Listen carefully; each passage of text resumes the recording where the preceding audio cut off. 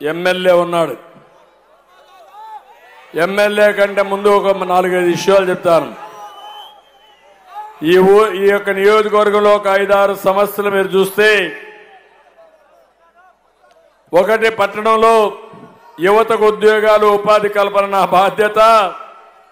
ఎవరూ అధైర్యపడక్కర్లేదు, అది మన బ్రాండ్, ఆటోమేటిక్గా అవుతాయి.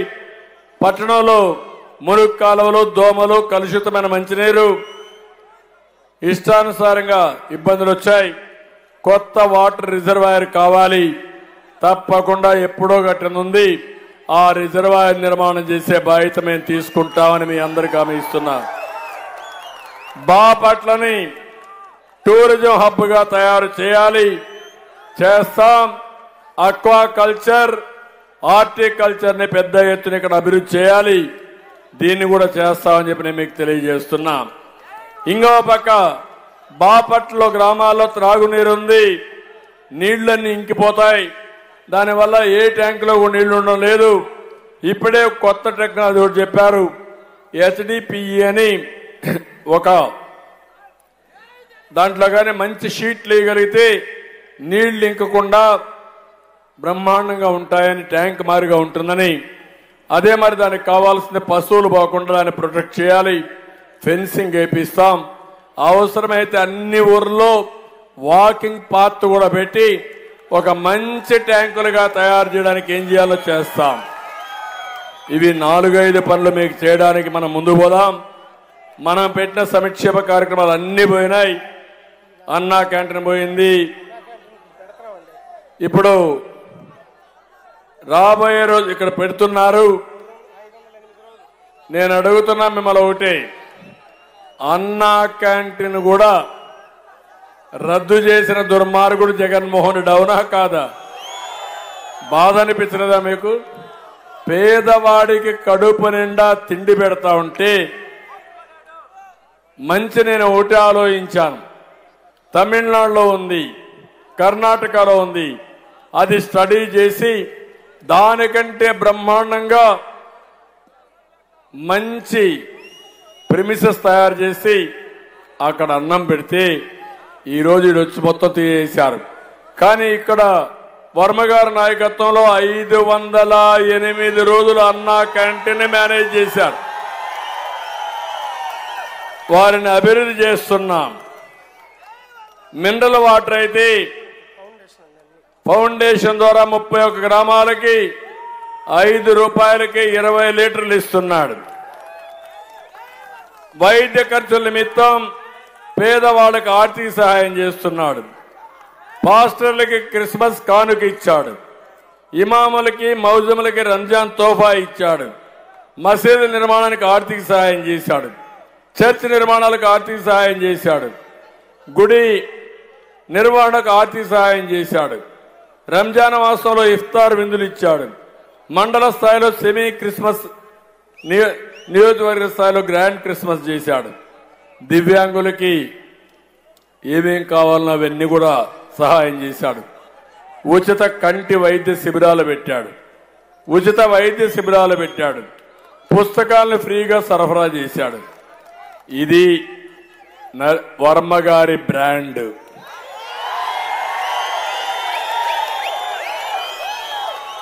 రాజకీయాలు కాదు, సేవాభావం వర్మ గారి అభిమతం. ఈరోజు ఆయన వచ్చింది మీకు న్యాయం చేయాలని, మీకు సేవలు అందించాలని, తద్వారా వారు కూడా మంచి పేరు తెచ్చుకోవాలని వచ్చిన వ్యక్తి వర్మ గారు. ఇంకో పక్క ఇప్పటికుండే వ్యక్తి కోన, పోటీ కోన, ఇప్పటి వరకు ఉండే కోనే. నేను అడుగుతున్నా తమ్ముళ్ళు, మీరు చెప్పండి, ఇసుక మాఫియా ఎవరు చేస్తున్నారు అడుగుతున్నా, ఎవరు చేస్తున్నారు అడుగుతున్నా. 50 అడుగుల లోతుకి ఇసుక ఊట్ చేశారు ఈ పెద్ద మనుషులు. దీనివల్ల భూగర్భ జలాలు ఉంటాయా మీకు? మీ గ్రామానికి కావాలంటే ఇసుక దొరుకుతా ఉందా మీకు? జగనన్న కాలనీ దోపిడీ మొత్తం ఇక్కడ ఒకసారి చూస్తే మొత్తం తక్కువ ధరలకు కొని ఎక్కువ ధరలకు అమ్ముకొని దాంట్లో కూడా డబ్బులు కొట్టేసిన గొప్ప నాయకుడు ఈయన. ఇంకో పక్క ఎవరన్నా ఇక్కడ కాలనీ వేయాలంటే ఎంత కట్టాలి? ఎంత? 10 లక్షలు. మొత్తానికి కాదు, ఎకరాకు 10 లక్షలు. ఒక ఎకరాకు 10 లక్షలు. ఏం తమ్ముళ్ళు? పెట్రోల్ బంక్ అందరూ అక్కడికే పోవాలి కదా, వేరే పెట్రోల్ బంకే ఉండకూడదు కదా.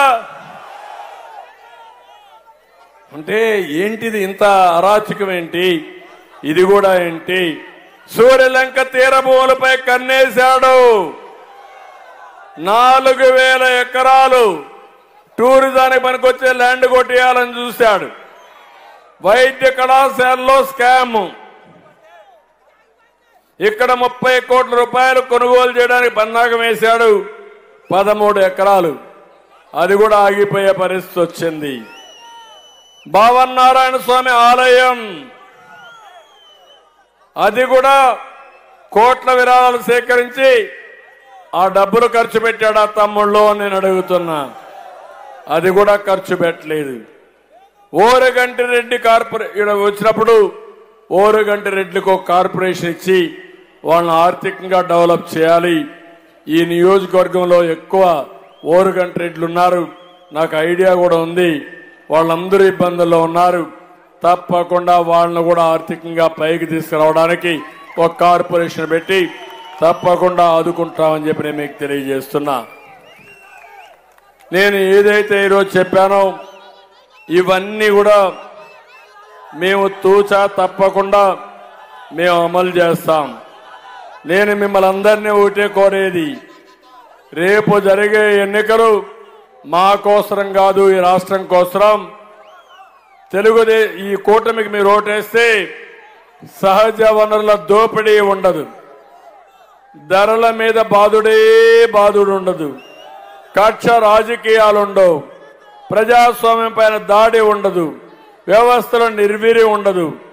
ప్రజలకు నమ్మకం, భరోసా కల్పించి నెంబర్ 1 స్టేట్ గా ఆంధ్రప్రదేశ్ తయారు చేయడానికి మేము ముందుకు వస్తాం.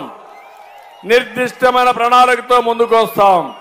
సంక్షేమం, అభివృద్ధి రెండు కూడా పేర్లగా తీసుకెళ్లి సమాంతరంగా తీసుకెళ్లి అభివృద్ధి చేసే బాధ్యత మాది. ఎక్కడ కూడా ఒకటి హామీ ఇస్తున్నా, సంక్షేమానికి మారు పేరు తెలుగుదేశం పార్టీ. సంక్షేమాన్ని ప్రారంభించిన నాయకుడు ఎన్టీ రామారావు గారు. 14-19లో నేను ఖర్చు పెట్టింది 19.2% ప్రణాళికలో ఖర్చు పెడితే జగన్మోహన్ రెడ్డి ఖర్చు పెట్టింది 15.8%. 19% ఎక్కువ, 15% ఎక్కువ అని మీరు ఆలోచించాల్సిందిగా నేను కోరుతున్నా. అందుకే అందరికీ విజ్ఞప్తి చేస్తున్నా. ఈరోజు మీ ఉత్సాహం చూశాను, అభిమానం చూశాను. నాకు ఏ మాత్రం లేదు. గెలుపు మంది, గెలుస్తున్నాం.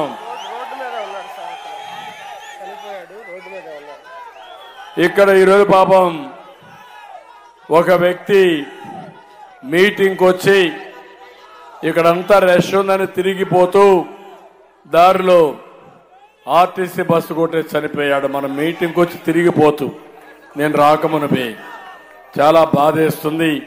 నా ప్రగాఢ సానుభూతి తెలియజేస్తున్నా. కుంచాల వెంకటరత్నం, అప్పిగట్ల వడ్ర కమ్యూనిటీకి సంబంధించిన వ్యక్తి. ఏది ఏమైనా మన కుటుంబ సభ్యుడు. నా ప్రగాఢ సానుభూతి తెలియజేసుకుంటూ ఇప్పుడు ఎన్నికలు ఉన్నాయి కాబట్టి ఏమాత్రం కూడా హామీలు ఇవ్వకూడదు. ఆ కుటుంబ సభ్యుల్ని ఏ విధంగా ఆదుకోవాలని ఆదుకుంటామని మరొక్కసారి హామీ ఇస్తూ అందరికీ నమస్కారాలు. జై హింద్.